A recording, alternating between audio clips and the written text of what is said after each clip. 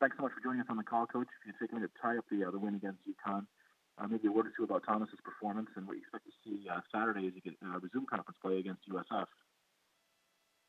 Yeah, we're really excited and happy to be able to get conference play started. Thought Thomas had a great day, UConn is a very good team. You're going to see them get better and better all year. Offensively, that was they threw everything at us, and their offense threw everything at our defense and did a wonderful job. Offensively for us, we had some major contributions from Davon Grace and Trayvon Brown, our backs, our offensive line, and Thomas Sirk, of course. Defensively, we got to continue to get better. Looking forward to the most talented team, of course, coming into into town this week. Very good football team all the way around USF. Talent at offensive line, athletic ability at offensive line, talent at receiver, big talent at receiver. Quarterback is just a phenomenal player. You got to love the way that he plays the game. They had graduation at running back, but you really can't tell with Johnson and Tice. Then defensively, just huge athletic people run to the ball. Deatrick Nichols is probably one of my favorite DBs to watch in college ball. I thought he was a great corner. Now they're doing multiple things with him, so we have a lot to get ready for. We'll take questions for Coach Scottie Montgomery, please. Star 1 on your telephone keypad to join the queue, then the operator will introduce you. We'll first go to Leo Haggerty with It's Sports Magazine. Good morning, Coach. Good morning. Coach, how nice was it to stop the bleeding and go into a locker room and celebrate a victory? You know, we've just been really concentrating on getting better every single play.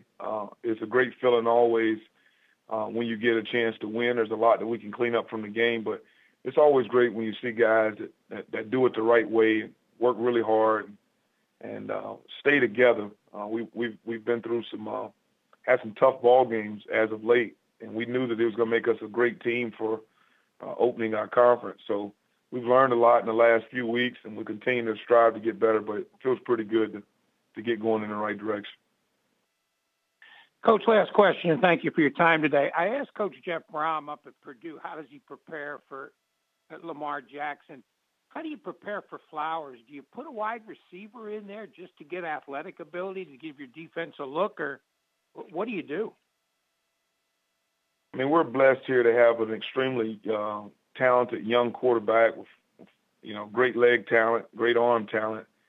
But a receiver won't do it justice because it's really, really tough to kind of get a guy that can stop on a dime and still throw it back across the field and put it on the money. So we try to throw a little bit, 2 or 3 different guys at him with different looks, speed, quickness, ability to throw, and then just having a back there sometimes, because I don't know if you've seen everything that he does. Once he breaks the ball out onto the perimeter, I think a lot of people expect him to slide. He's running over people in the open field, and then he makes a miss. So the way that we prepare is we get everybody in the building. We even take a couple of snaps of maybe one of our starters on offense just so they can see the quickness and speed that you got to see. And then you're still probably 70 to 80% of what you're going to see on game day. Thank you, Coach. Good luck this weekend. Thank you. Next, we'll go to Joey Knight with the Tampa Bay Times. Coach, what differences do you notice in USF's offense this year? Obviously, it's still effective, but they are doing some different things. It's a little bit different spread scheme. What differences do you notice? I think that they're using their 11 personnel run game a lot better, and they also can, if you're not careful, they could jump into a 12 personnel set on you. And I think really that's one of the best things they're doing. I really like the way they're using their athleticism at tackle in the run game. The left side is just extremely athletic, the right side as well, but I love the way they're doing that. They're also their backs are being used a little bit differently. They can get it down, no doubt, in zone read, but I like the way they're getting the ball to the perimeter with their back. So I think their run game is what we're seeing that has just grown so much, and then they're still using the field. They make you cover every inch of the field, whether it's vertically or horizontally, and those are the things that they've done before, but their run game has just grown.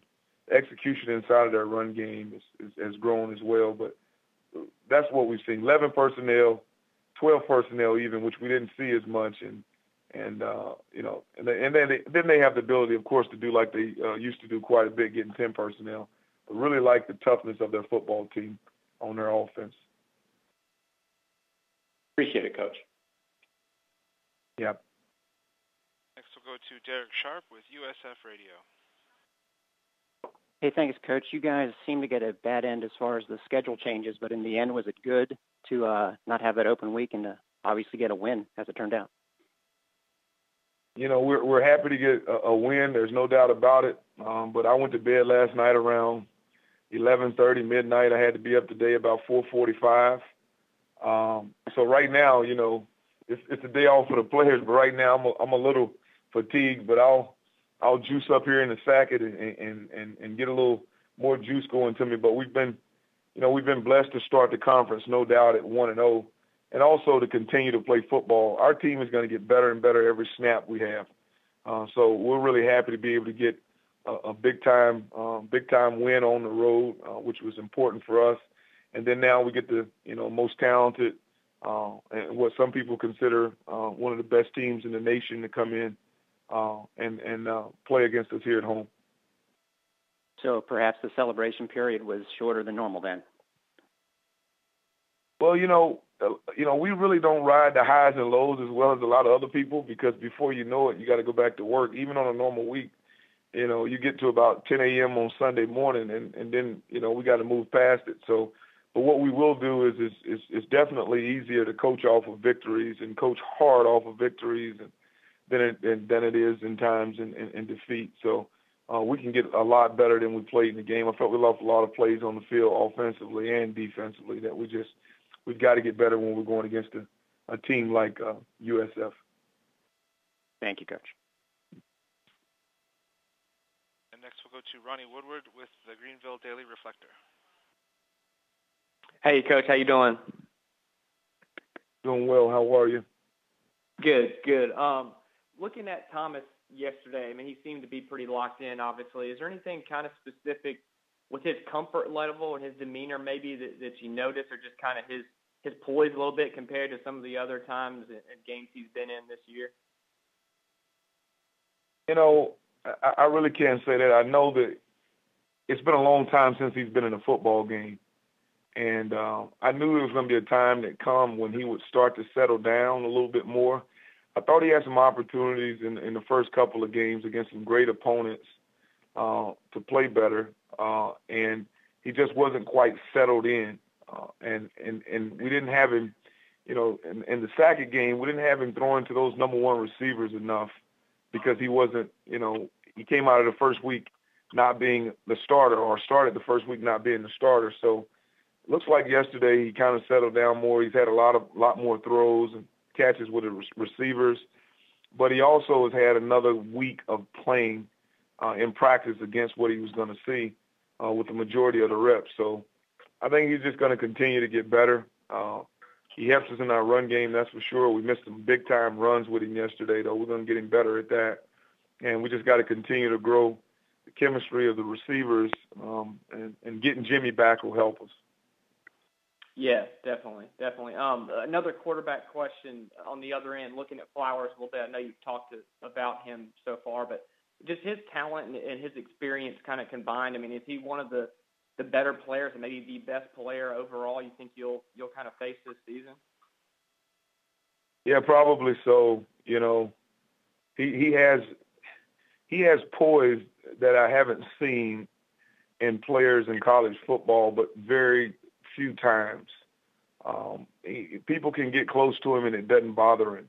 He actually likes it when people are closer to him, because he knows that he can make anyone miss, and it creates more space between him and the next defender. Versus a lot of quarterbacks, when they scramble, they're scrambling away. He can scramble 2 steps away and make you miss, create a throwing lane, and complete the throw, but just his poise. I hate to say it, I watch him, when we're not playing, and I've watched a lot of his, his ability in the last 2 years, and he's just a young man that finds a way to make a play at the quarterback position in ways that we haven't seen made very often. So it's incredible to watch him play and then play the game the way that he does. Okay. Thanks, Scottie. Coach, thanks so much for the time this morning. We look forward to hearing from you again next Monday. Thank you.